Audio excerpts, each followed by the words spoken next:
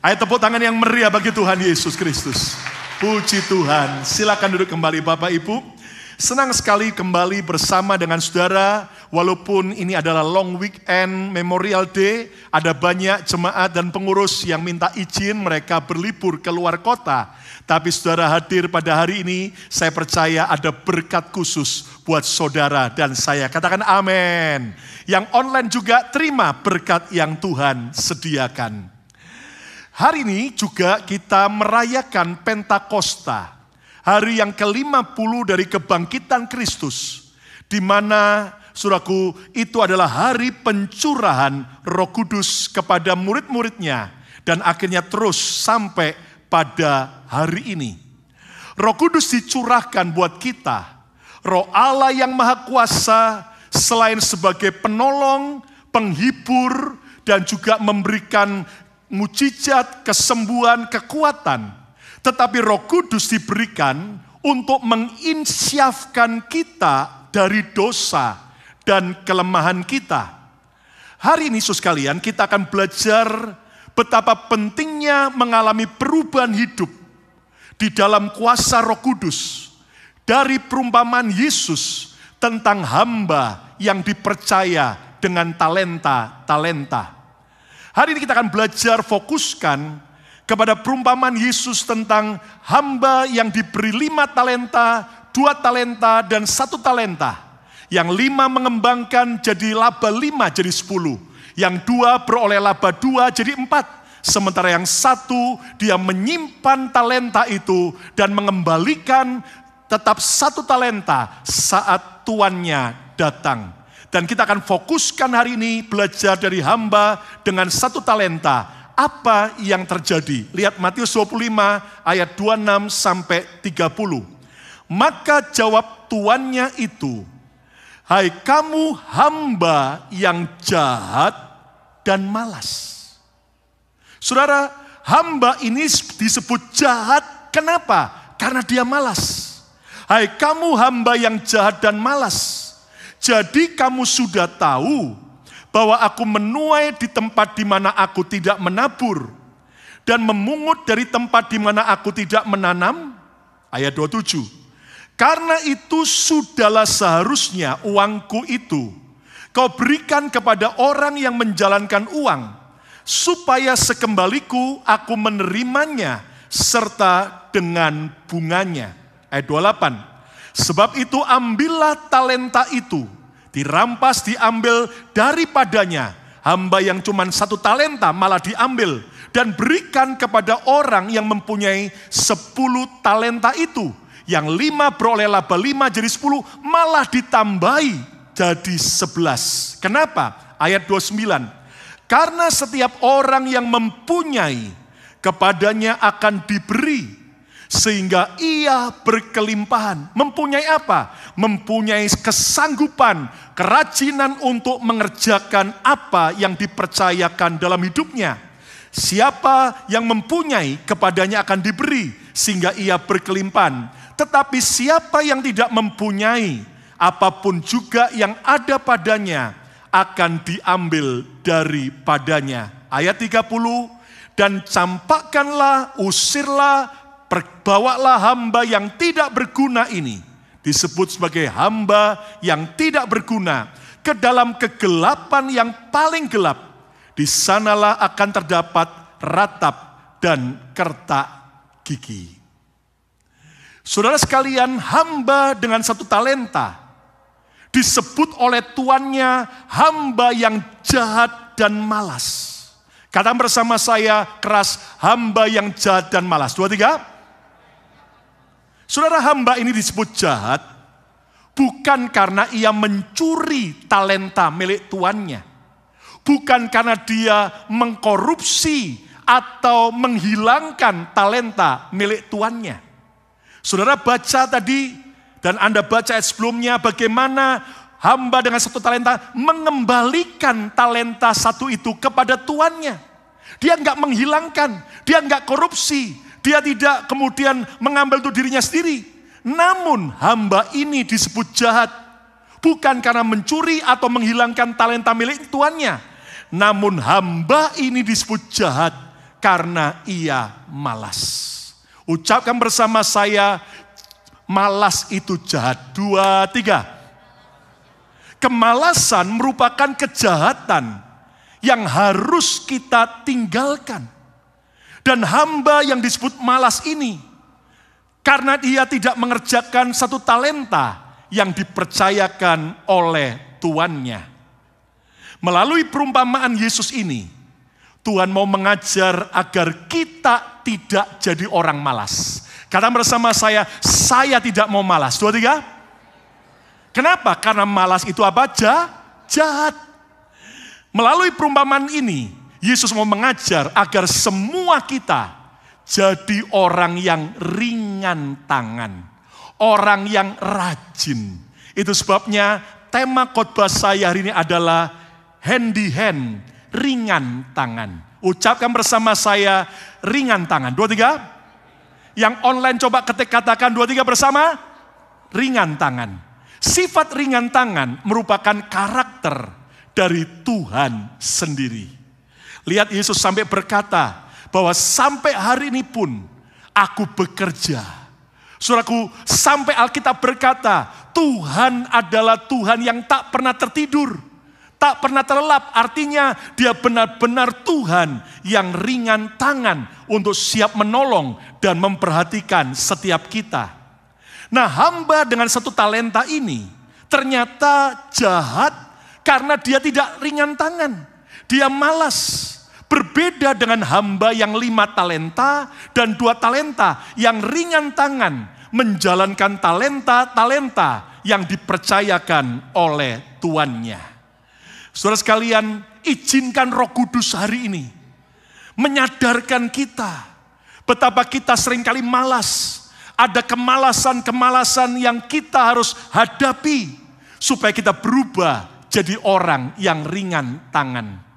Percayalah, orang yang ringan tangan hidupnya akan diuntungkan dengan luar biasa. Siapa percaya orang yang ringan tangan pasti diberkati Tuhan. Yang percaya tepuk tangan yang meriah bagi Tuhan Yesus.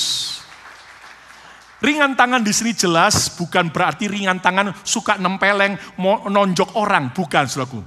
Tapi ringan tangan di sini adalah orang yang suka rajin bekerja, rajin berdoa, rajin melayani, rajin ibadah, bahkan rajin menolong, rajin menabur dan jadi berkat bagi orang lain. Izinkan Roh Kudus membuat kita sadar agar kita jadi orang yang ringan tangan. Apa sih benefit berkat di balik ringan tangan? Hidup kita akan produktif. Kita bukan jadi orang yang ternyata tidak berbuah, mandul, tapi hidup yang produktif. Lihat, hamba dengan 5 talenta produktif menghasilkan 5 jadi 10. Yang 2 produktif dapat laba 2 jadi 4. Dan percayalah, ketika Anda dan saya menjadi orang yang ringan tangan, orang yang rajin, suka menolong, suka melakukan bantuan, hidup kita akan produktif. Nama Tuhan dipermuliakan. Katakan, amin. Di kerjaan pun Anda produktif. Di keluarga pun Anda produktif. Dalam komunitas pun kita produktif. Bahkan apa? Selanjutnya kita akan hidup berkelimpahan. Oh saudara, coba renungkan. Inilah prinsip Tuhan yang beda dengan manusia. Harusnya kalau kita berpikir yang 1 talenta diambil, diberikan pada siapa? Yang 4. Karena yang sudah 10, sudah kebanyakan. Lebih baik diberikan pada yang 4 jadi 5. Ya itu adil. Namun menurut Tuhan tidak demikian. Justru yang 1 diambil, diberikan pada yang 10. Karena apa? Dia bisa dipercaya perkara besar. Makanya jangan pernah sibuk iri dengan orang sukses, orang kaya. Kenapa? Memang seolah-olah enggak adil. Yang kaya kok tambah kaya. Yang sukses kok tambah sukses. Lah yang kere kok tambah kere. Saudara sekalian, kalau mereka kaya sukses gara-gara hal yang tidak benar, gara-gara hal yang tidak jujur, tetap itu urusan dengan Tuhan. Tapi kenapa yang kaya tambah kaya, yang berhasil tambah berhasil, yang dipercaya tambah dipercaya lebih besar? Karena inilah prinsip kerajaan sorga.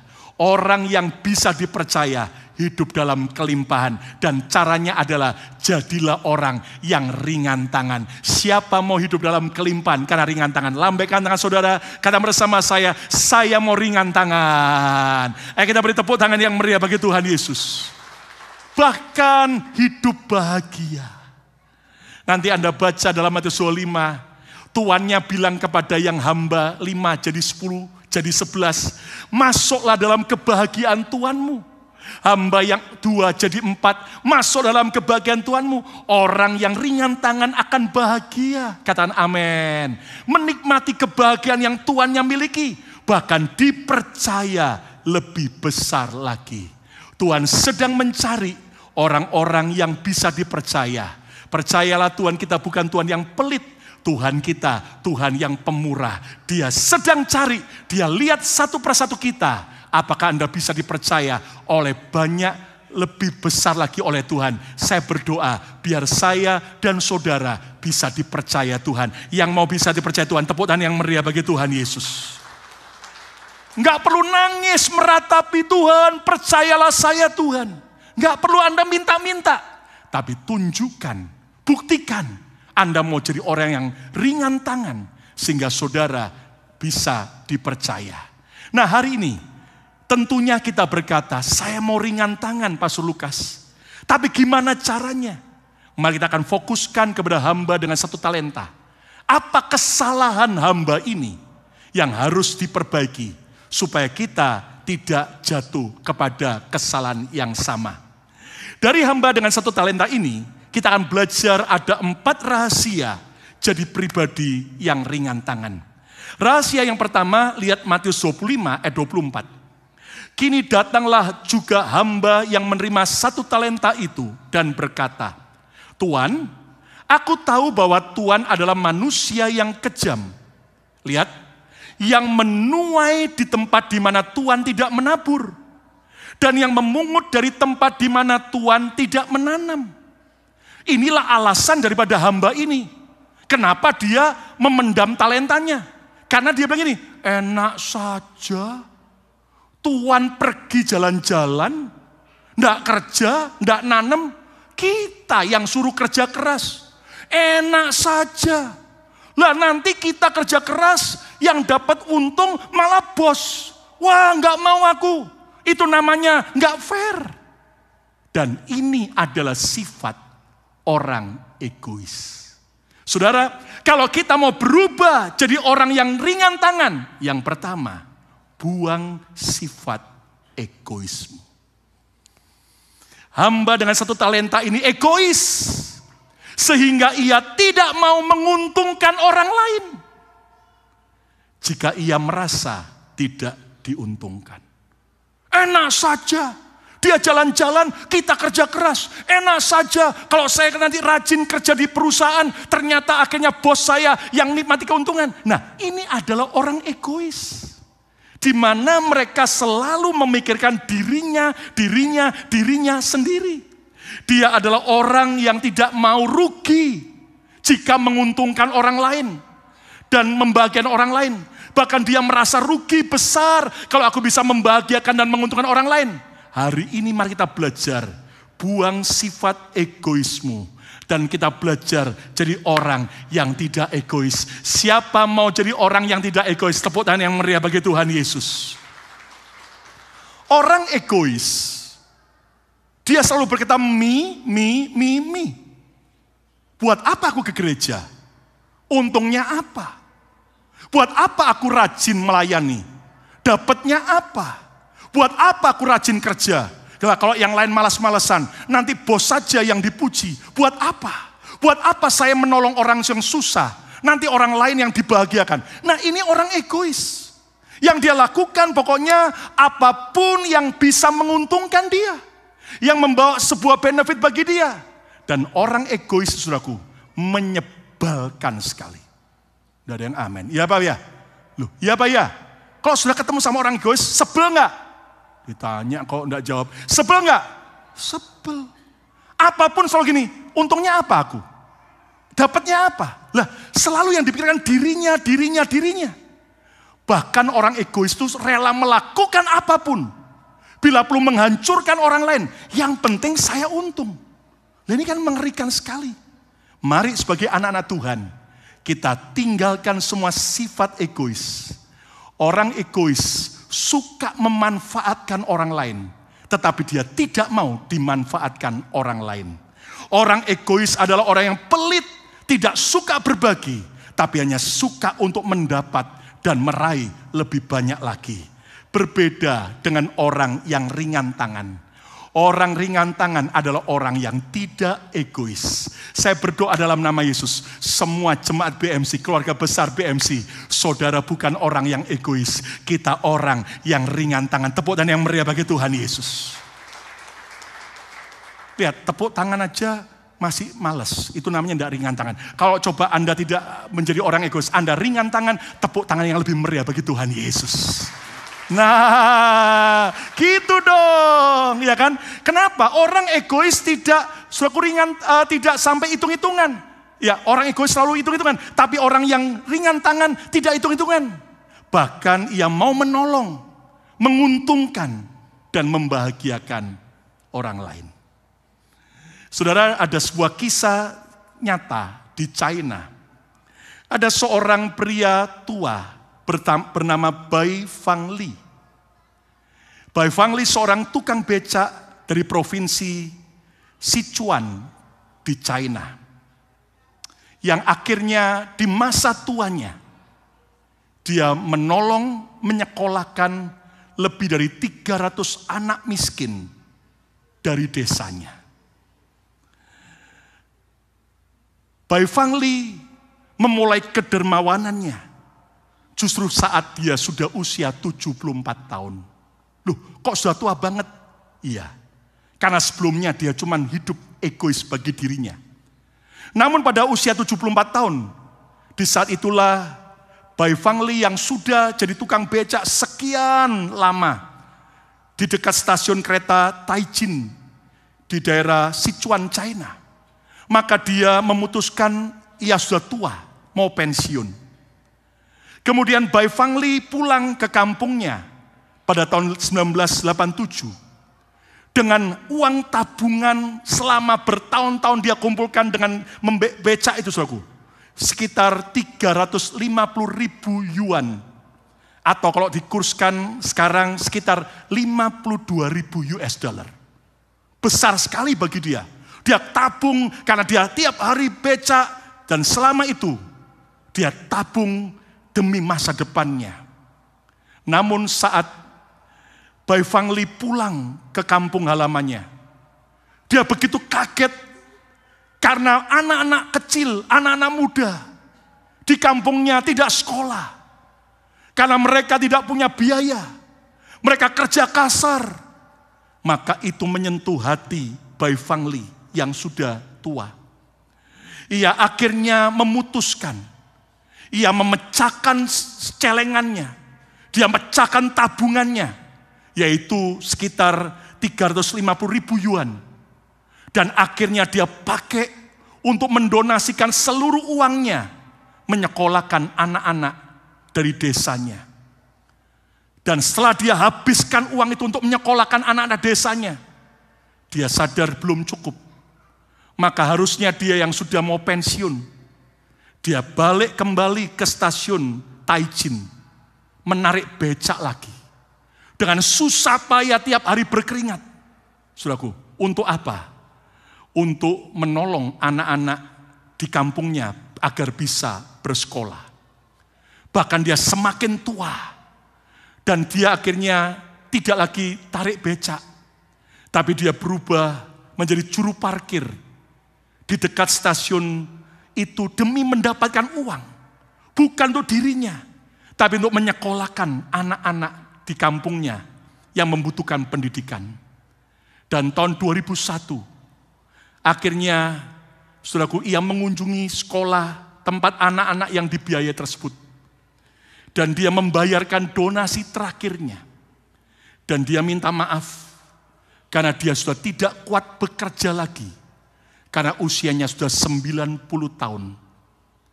Bai Fangli akhirnya meninggal usia 93 tahun tepatnya tahun 2005.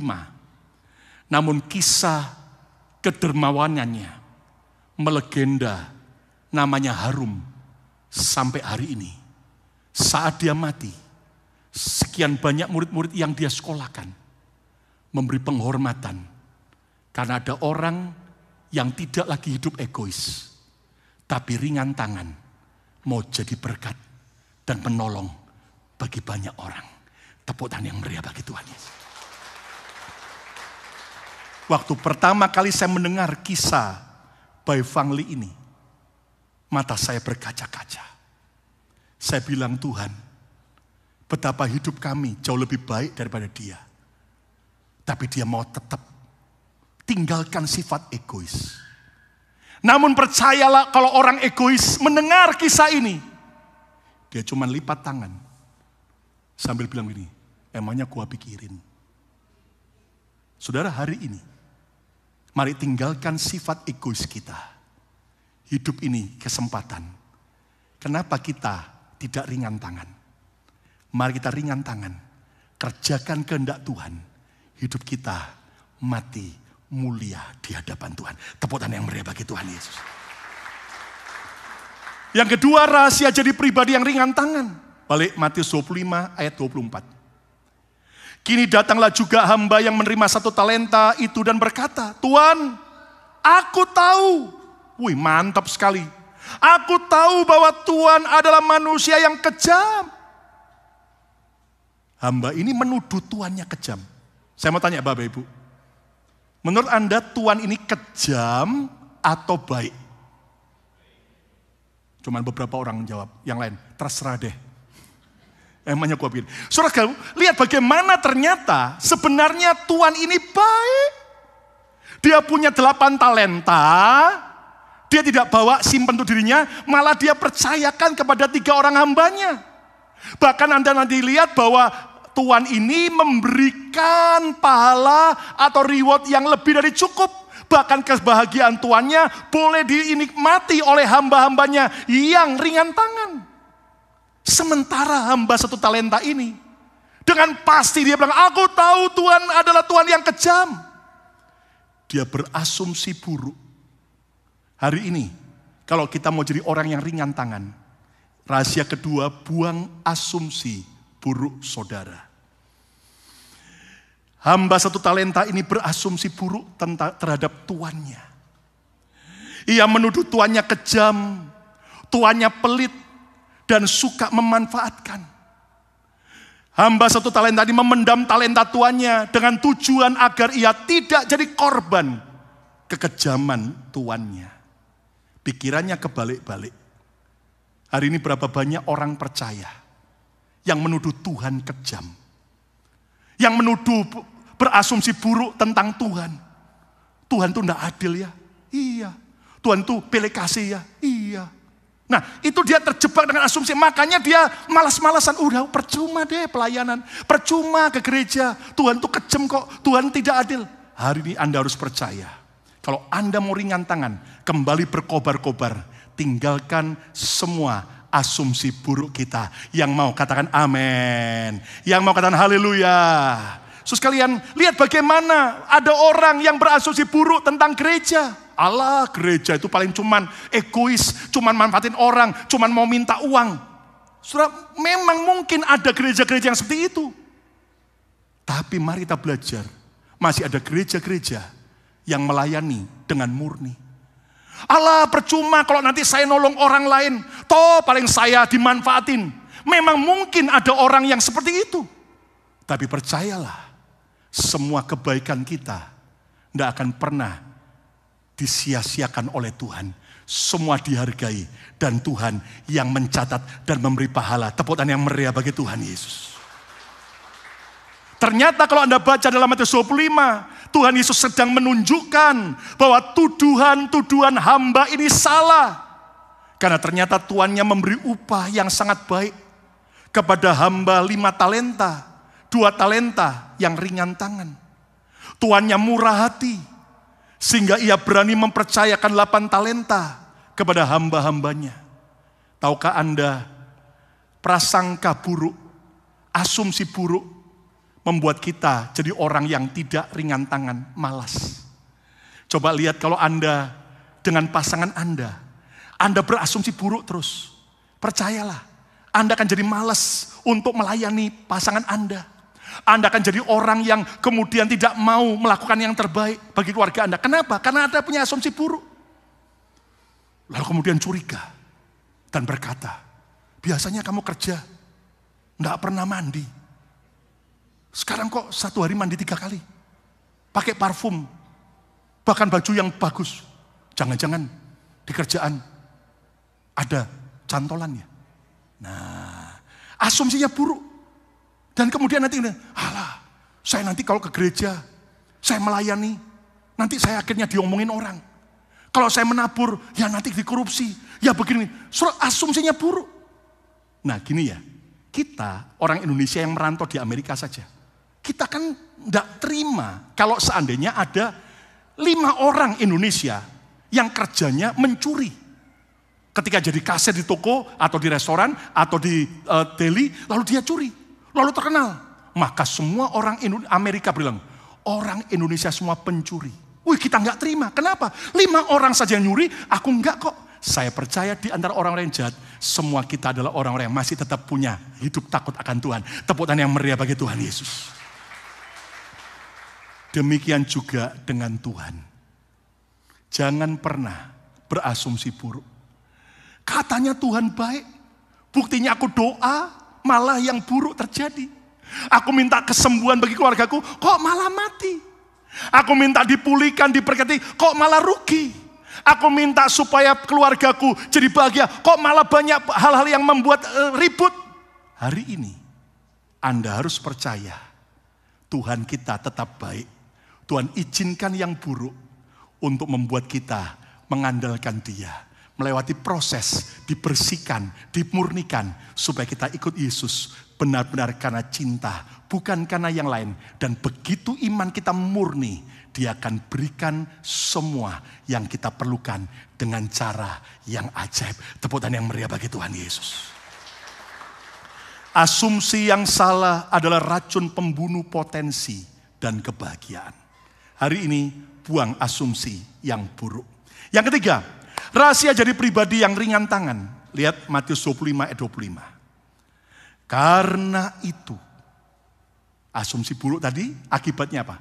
Aku takut. Aku takut dan pergi menyembunyikan talenta Tuhan itu ke dalam tanah. Ini terimalah kepunyaan Tuhan. Aku takut. Ini adalah excuse, alasan yang dilakukan oleh hamba 1 talenta. Tahukah Anda rahasia jadi pribadi yang ringan tangan yang ketiga? Buang alasan-alasanmu. Hamba 1 talenta mencari alasan karena ia sebenarnya malas. Hamba dengan 1 talenta beralasan takut sehingga ia membenarkan diri untuk menyembunyikan 1 talenta milik tuannya. Alkitab Amsal berkata, pemalas adalah orang yang punya 1000 macam alasan. Loh, kamu kok enggak kerja, kok enggak keluar rumah? Aduh, nanti saya kalau keluar rumah di depan di jalan ada singa, nanti saya diterkam. Padahal belum tentu ada singa. Saudara, orang yang selalu pandai cari alasan, ngeles dari tugas dan tanggung jawab, sebenarnya adalah orang yang malas. Apa-apa pintar cari alasan. Saudara sebel loh ketemu sama orang, ya enggak? Kalau Anda ngomong sama pasangan, ayo dong bantuin untuk angkat sampah. Sorry, aku enggak bisa tolong. Loh kenapa? Kalau tanganku kena kuman-kuman, langsung alergi. Ayo tolong bersihin kamar mandi. Sorry, kenapa? Aku bisa mual kalau lihat kamar mandi, aku bersihkan. Lu maunya apa? Kamu aja yang ngerjain. Itu orang yang malas. Kita bisa sebut mereka yang suka ngeles adalah raja dan ratu alasan. Dan kita nobatkan, dia pintar cari alasan, ngeles. Kamu kok enggak ke gereja? Lah ya gimana? Kalau enggak kerja, enggak overtime bagaimana? Kamu kok enggak berdoa? Sibuk lah. Lah kamu kok enggak sungguh-sungguh menabur? Lah gimana? Untuk diri sendiri aja kurang. Kamu kok enggak nolong orang lain? Ya gimana? Terlalu banyak alasan. Dan orang demikian adalah orang yang tidak akan mendapat anugerah Tuhan. Hari ini jangan pandai cari alasan. Apapun yang Tuhan perintahkan, apapun kebutuhan yang ada di depan kita, apapun yang orang minta, kalau itu berkenan di hadapan Tuhan, just do it. Bahkan tanpa diminta pun, aku mau bantu. Dan orang ringan tangan akan dicintai Tuhan, diberkati Tuhan, dipermuliakan Tuhan. Tepuk tangan yang meriah bagi Tuhan Yesus. Yang keempat, yang terakhir, rahasia jadi pribadi yang ringan tangan. Matius 25 ayat 26.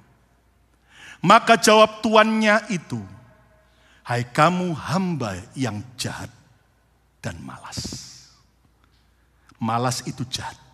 Ayo ucapkan bersama saya, malas itu jahat. 2, 3. Lebih keras lagi, malas itu jahat. 2, 3. Apa yang kita harus lakukan?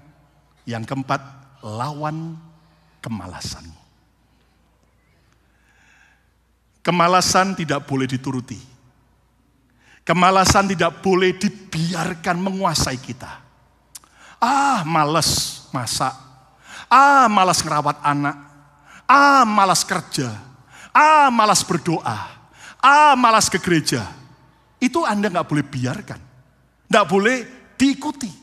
Tapi lawan dan hancurkan. Semua orang ya pada dasarnya suka malas. Saya pun kadang-kadang seringkali ada banyak kemalasan. Saudara mungkin juga punya banyak kemalasan. Namun perbedaannya adalah apakah kita membiarkan kemalasan menguasai kita. Atau kita fight, kita berperang, bertempur, menghancurkan kemalasan. Dan kalau kita menghancurkan kemalasan, kita jadi orang rajin, ringan tangan. Percayalah semua anugerah Tuhan akan dilimpahkan buat setiap kita. Tepuk tangan yang meriah bagi Tuhan Yesus. Kemalasan itu ibarat mobil yang sedang kejeblos ke lumpur. Maka ketika mau maju nggak bisa. Lalu apa yang harus dilakukan? Dibiarkan atau dicari cara.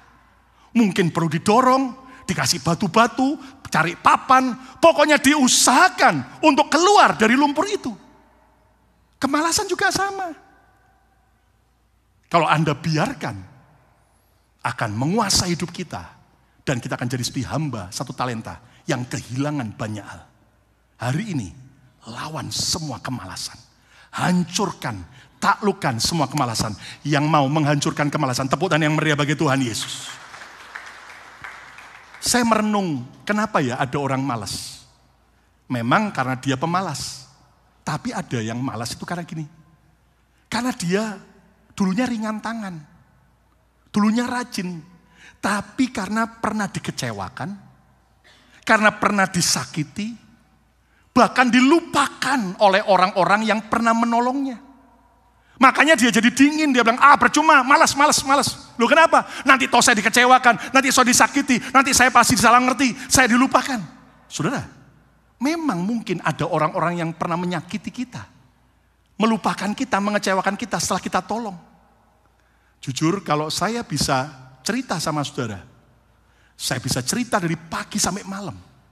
Pengalaman-pengalaman ringan tangan yang akhirnya justru saya dikecewakan, disakiti, dilupakan. Namun kenapa saya mau terus ringan tangan? Saya rindu gereja ini terus jadi berkat. Karena kita percaya orang boleh melupakan apa yang kita tabur. Tuhan tak pernah melupakan. Orang boleh mengecewakan. Yesus tak pernah kecewakan kita. Tepuk tangan yang meriah bagi Tuhan Yesus. Hari ini mungkin lumpur kekecewaan. Lumpur sakit hati. Lumpur dimanfaatkan, lumpur saudaraku dilupakan, yang sedang membuat rohanimu macet, yang membuat hidupmu macet, imanmu macet. Hari ini jangan biarkan engkau terus dalam lumpur kekecewaan, kepahitan dan dilupakan. Bangkit kembali, maju terus, dan engkau akan lihat yang terbaik akan terjadi dalam hidup kita. Tepuk tangan yang meriah bagi Tuhan Yesus. Saudara, kalau Anda baca dalam 1 Samuel pasal 10, nanti di rumah ya, dan 1 Samuel pasal 11. Menarik sekali. Di 1 Samuel pasal 10 ayat yang terakhir, ditutup dengan kalimat begini. Maka orang-orang Dursila menolak Saul dan menghina. Siapa dia? Emangnya dia bisa pimpin jadi raja Israel? Jadi Saul itu sudah waktu diurapi oleh Nabi Samuel jadi raja Israel, ditolak dan dihina.